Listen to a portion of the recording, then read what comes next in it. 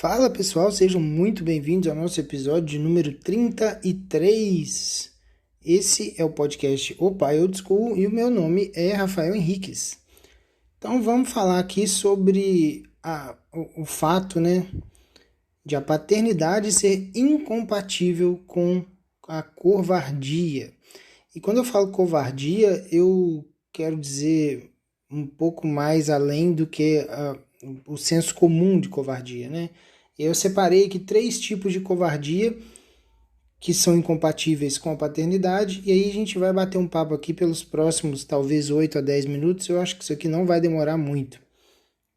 Você já está ouvindo isso daí, você já sabe quantos minutos foram, então sabe se eu acertei ou não. Mas, enfim, a primeira covardia que eu pensei e que eu tive a ideia de falar sobre isso numa ouvindo uma das aulas do Olavo, e ele falava sobre covardia intelectual, né?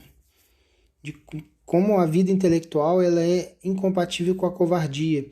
E na verdade, a paternidade ela é incompatível também com a covardia intelectual, mas ela também tem outros pontos que precisam estar alinhados, ou senão você vai falhar em algum ponto importante da paternidade. A primeira covardia que eu acho que inclusive é a mais boba, assim, né? É a mais fácil de resolver, inclusive, é a covardia física. Então, se você é um covarde fisicamente, é muito difícil que você consiga ter o respeito do seu filho, né? Ele vai ter uma ideia de que o pai dele é um fraco, é um covarde da forma mais baixa possível, né? Então, isso vale tanto para questões de defesa pessoal mesmo, questão de não ser capacho das pessoas, a capacidade de se impor em determinadas situações, inclusive. Aí você pode pensar em trabalho, você pode pensar em alguma reunião sei lá, de amigos, que o filho esteja perto, e aí você ser aquele clássico banana, né? Isso aí vai ser bem ruim, porque o seu filho ele não vai olhar para você como uma pessoa que ele quer ser. Todo mundo faz o que quer com meu pai, quero ser isso não, quero ser uma outra coisa. E aí ele vai procurar outras referências, vai saber quais vão ser as referências para ele, né? Então tem que tomar muito cuidado com esse tipo de coisa, porque você acaba afastando a admiração do seu filho. E eu tenho certeza que vai ter gente que vai distorcer isso aqui, então não estou falando de questões físicas no sentido de sair brigando com as pessoas, não é isso. Mas algum tipo de imposição física é necessário que você tenha, inclusive para evitar uma briga. Porque se você está extremamente, confiante, costas eretas, ombros para trás, cabeça para frente, cabeça reta, olhando para cima, esse tipo de postura, ela é o suficiente muitas vezes para que você não precise, entrar nas vias de fato, né? Então, uma postura bem feita fisicamente, ela é capaz de fazer esse tipo de coisa. E se você não se vê assim ou não consegue ser assim, eu recomendo que você comece a dar uma olhada nisso, porque vai ser importante para o seu filho. A segunda covardia, que é incompatível com a paternidade, e aí já começa a ficar um pouco mais complicado, é a covardia moral, né? A covardia moral, ela tem um problema muito sério. Vamos definir aqui primeiro o que é moral, porque é o tipo de palavra que pode ser meio pegadinha, né? Cada tribo define mais ou menos de um jeito. No final das contas, se você for pegar a palavra solta no meio do nada, sem contexto, sem nada, ela pode ser praticamente qualquer coisa. Então, vamos definir aqui o que eu estou falando quando eu estou dizendo moral, e aí a gente parte disso. Moral aqui, nesse podcast que eu estou falando aqui nesse momento, é o bem, tá? São as coisas que são relativas ao bem. Então, na prática, seria mais ou menos a capacidade de diferenciar o bem do mal. Quando eu estou falando moral, eu estou dizendo isso, a capacidade de diferenciar o que são coisas boas e o que são coisas ruins. em termos de comportamento, né? Lógico. E não ter a covardia moral, ela é especialmente importante porque o seu filho, de novo, vai te imitar nisso. E se ele não tiver no imaginário dele, na cosmovisão dele, muito bem definido o que é certo e o que é errado, e hoje em dia tem sido cada vez mais difícil fazer isso se você não tem uma presença moral muito forte em casa, as coisas vão degringolar muito rápido. A gente tem filmes infantis distorcendo praticamente tudo sobre moralidade, a gente tem séries e, enfim, um monte de coisa. A televisão, em todos os sentidos, né? Ah, Rafael, mas eu não assisto televisão. Cara, o YouTube tá igual ou pior, né? Netflix tá cheio de coisa igual ou pior do que isso, do que a TV aberta. Então, fica se achando, eu sou uma pessoa muito evoluída, eu não assisto TV aberta, hahaha, estou acima do... Não, é a mesma coisa. O YouTube que você deixa na mão do seu filho para ter sossego, enfim, aquilo ali tá cheio de coisa podre ali dentro. Um monte de coisa que vai... E isso é particularmente perverso, né? Um monte de coisa que vai saltar por trás da consciência da criança e vai se alojar lá no inconsciente, assim, de uma forma muito sutil. E aí, na hora que ela precisar recorrer aos julgamentos dela sobre o que é o bem e o mal, ela vai usar esses materiais que estão alojados lá. A formação do imaginário de uma criança é uma coisa extremamente importante. É importante que os meninos entendam o que é o bem e o que é o mal. É importante que eles vejam, olha, aquele cara ali nesse filme, ele é do bem porque ele está fazendo isso, isso e isso, e isso é uma coisa boa. Aquela pessoa ali, ela é do mal porque ela faz isso, isso, isso e isso, e portanto ela é uma pessoa ruim. Hoje em dia o que está acontecendo muito é a questão de misturar isso, né? Não, aquela pessoa ali, ela é até má, ela faz umas coisas ruins mesmo, mas só que veja bem, ela teve uma infância difícil, veja bem, ela teve o pai assim, assim, veja bem, ela era pobre e aí cresceu num ambiente assim, assim, assim, portanto, ela pode ser má o quanto ela quiser, que a gente, né, tadinha, ela teve uma infância difícil, então ela pode assassinar 18 pessoas quando ela quiser.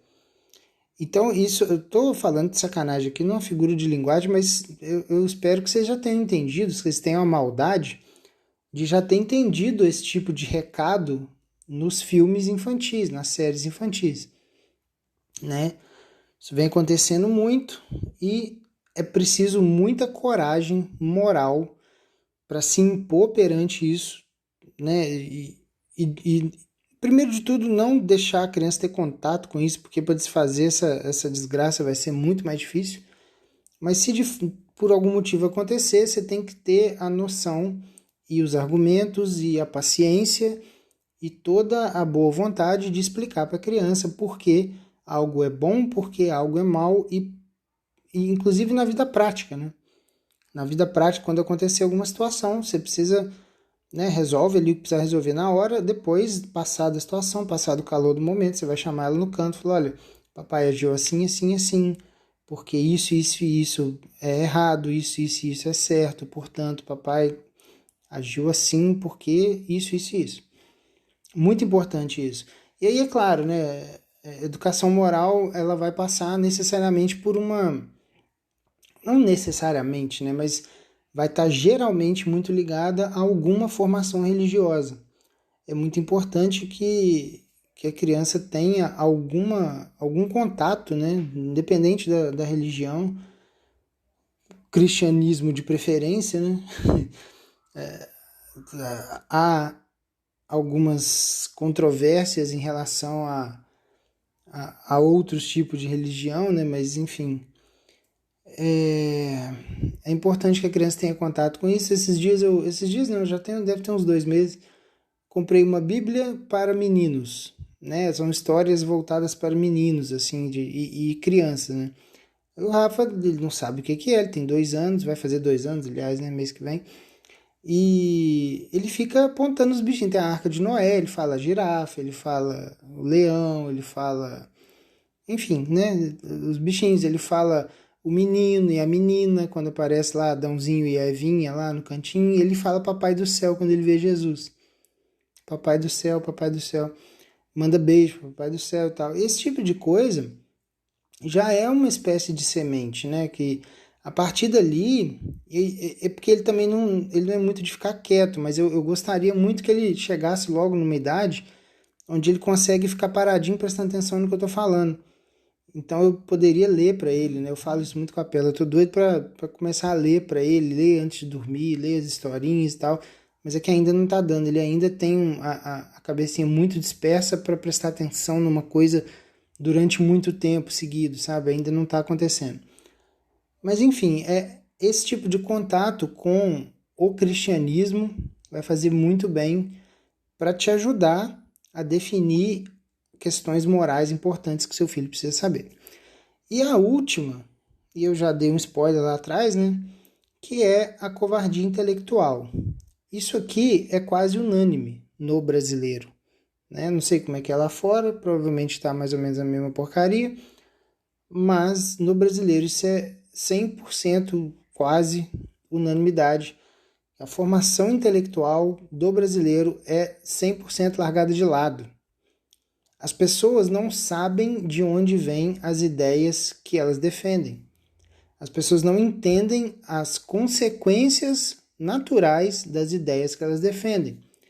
As pessoas não raciocinam sobre a lógica envolvida naquilo que elas defendem. E é bizarro isso. É bizarro. É como se você estivesse colocando uma camisa escrita em chinês, sem saber o que está escrito, e fosse andar na China. E aí pode estar escrito me dê um abraço grátis, ou pode estar escrito dê um soco na minha cara. E aí você está usando, você não sabe nem o que é aquilo. Agora, nesse momento de eleições, a eleição é daqui a 2 dias, né? Fica muito claro isso, né? Fica muito claro isso. Um monte de gente que fica repetindo Deus, pátria e família, sem saber exatamente o que é Deus, pátria e família, às vezes nem pratica isso e tal, mas virou um jargão, né, de um lado, e do outro lado tem as 1.500 pataquadas do Nine, né, do Molusco, e é isso, assim, e aquela picanha, não sei o que, e funciona, cara. Ah, não, vou fazer não sei o que, sei lá, vou aumentar salário mínimo em 8.000%. Você vai falar umas coisas assim e o pessoal acredita. Vai falar, ah, não, é que não existe comunismo no Brasil, né? Não sei se vocês já ouviram falar isso. É que não, o pessoal fica falando aí de comunismo, não existe comunismo no Brasil, não existe ameaça comunista no Brasil. Eu não vou ficar me aprofundando nisso daqui, mas existem argumentos muito bons a favor de quem diga que a gente já vive numa espécie de comunistão light, né? Assim, se você for pegar a evolução a linha do tempo dentro de uma escalada comunista, o que aconteceu em vários lugares, na prática, é só olhar. Aconteceu na prática, tem histórias sendo contadas, tem um monte de coisa para pesquisar. Hoje em dia, com a internet é mais fácil. Eu entendo assim, uma pessoa ser intelectualmente muito, muito, muito limitada antes da internet. Mas depois da internet não tem muito mais essa desculpa, sabe? Então, quando você pega algumas coisas que são defendidas pelas pessoas e elas talvez não percebam nem de onde vem, nem para onde aquilo leva, nem o porquê, nem de onde que aquilo nasceu, nem por que aquilo aconteceu, e nem nada. E o que vai acontecer com uma criança criada por uma pessoa assim? Ela vai ficar totalmente confusa. De novo, ela vai ser... Ela não vai estar instalada na realidade, ela não vai entender o mundo à volta dela, ela não vai saber explicar absolutamente nada. Então, eu queria até deixar um tipo de exercício aqui para vocês, um tipo de reflexão. Eu queria muito que vocês, assim, para tentar entender de onde que vem certas coisas, de onde que não vem certas coisas, faz assim, se você é de direita, Pega um livro de esquerda e lê. Sabe? Só para fazer esse exercício, porque a maioria das pessoas nunca fez isso. E se você é de esquerda, pega um livro de um economista liberal, alguma coisa assim, e lê. Provavelmente tem as duas coisas de graça na internet. Eu lembro que quando eu ficava muito em carro, né, que eu trabalhava em duas cidades diferentes, ficava indo e voltando todo dia, depois no final de semana eu ia ver minha esposa, que ainda não era minha esposa, eu passava mais ou menos umas 5 horas por semana dentro do carro. Média, né? Às vezes um pouco mais, às vezes um pouco menos. E tudo em estrada, então era bem tranquilo de ir ouvindo coisas. Antes de existir esse podcast no Brasil e tal. E aí eu baixei uma vez, eu lembro que eu vi esse curso, um curso do Clóvis de Barros, aquele professor famoso. Um curso dele no YouTube de 8 horas sobre marxismo. E na época, eu estava começando a estudar a escola austríaca, e aí eles falavam das refutações lá do Mises, do Bombaverk, do Hayek, desses caras, tudo, um monte de refutação do marxismo. Eu lembro que teve um marxista, eu encontrei entre aspas, né, de discussão na internet. Eu discuti, debati, acho que umas 3 ou 4 vezes com um marxista de verdade, o cara que entende de marxismo.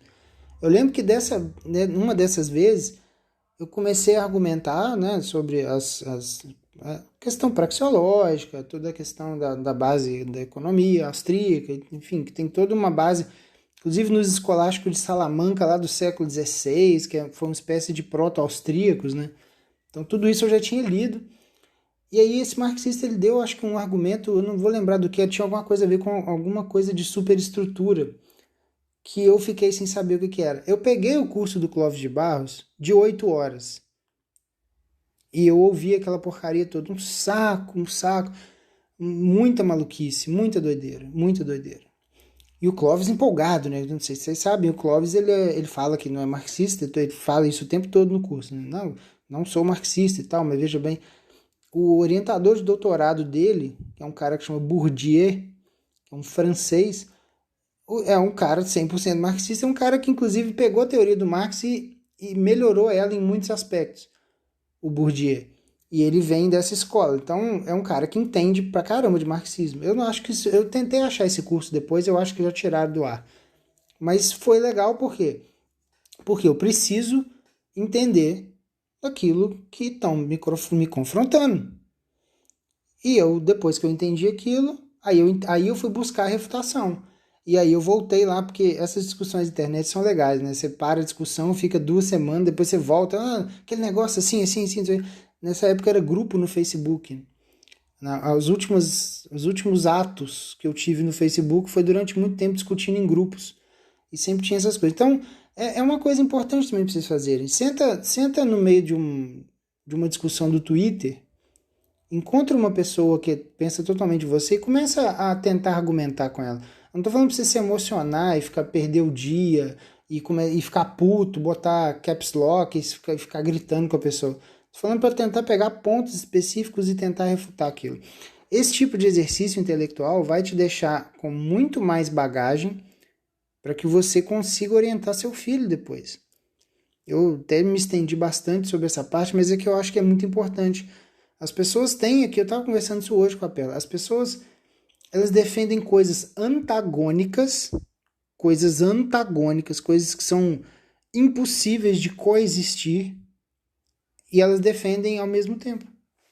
Ela acorda de manhã, defende um negócio, chega de tarde, defende um outro negócio que é antagônico àquilo que ela antes defendeu. Então, eu já falei disso, né? O concurseiro liberal, é o comunista de empresa privada, sei lá, feminista católica. Tem umas coisas assim que, cara, assim, velho, não dá, cara. Não dá. E aí os meninos vão ficando confusos, porque, porra, sabe? E aí depois é alvo fácil para captação de, de tudo quanto é tipo de vertente ideológica. E geralmente vai ser de esquerda, né? Porque quando passa pela faculdade, você não tem uma blindagem intelectual muito forte, você vai acabar virando, como diz o padre Paulo Ricardo, né? Vai virar comunista e maconheiro. É isso. Tá? Então, assim, são algumas coisas que é preciso ficar atento, porque são formas de covardia. Quando você defende duas coisas antagônicas e você não se dá o trabalho de pesquisar o que essas coisas estão falando, é uma espécie de covardia, né? Eu acho que esse tipo de coisa é um exemplo muito ruim que a gente pode dar para os filhos. Eu já me estendi demais, então é isso o recado de hoje. Muito obrigado e até a próxima.